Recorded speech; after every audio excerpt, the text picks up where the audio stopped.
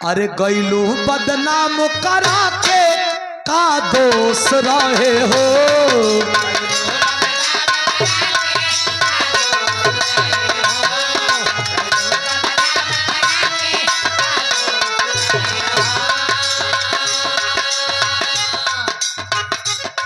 रुचि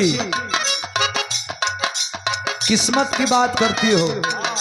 अरे किस्मत तो उसका भी अच्छा होता है जिसका हाथ नहीं है।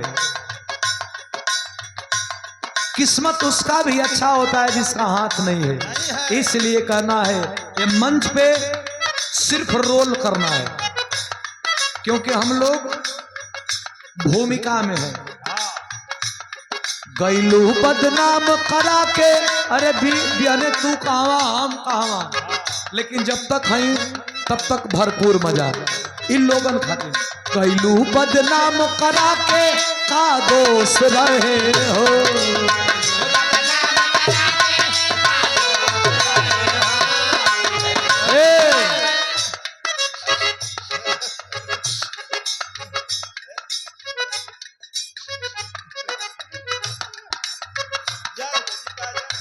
दिल लगाओ लग तो है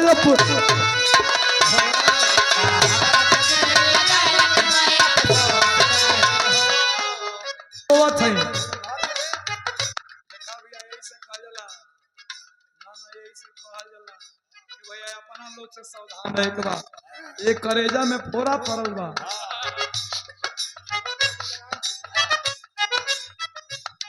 गैलू बदनाम करा के का दोष रहे हो।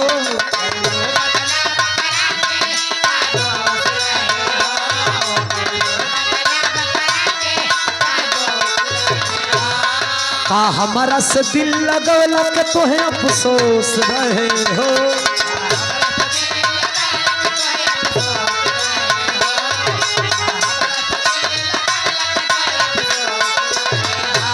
प्यार लिखल ना रहे तकदीर में,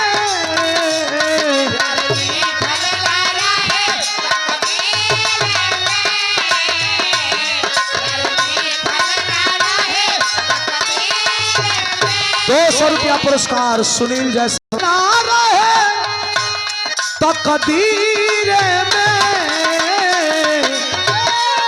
किस्मतिए के दोष नहीं खे, जन रहलू न हाथ के लकीर में।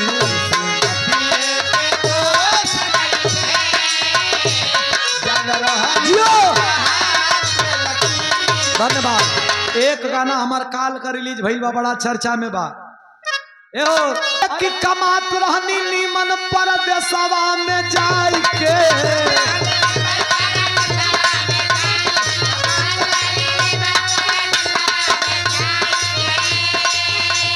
कमात रहनी नीमन परदेसवा में जाई के, कराई दिहलू बनाई दिहलू कौआ अलगौआ, कराई के बनाई दिहलू कौआ।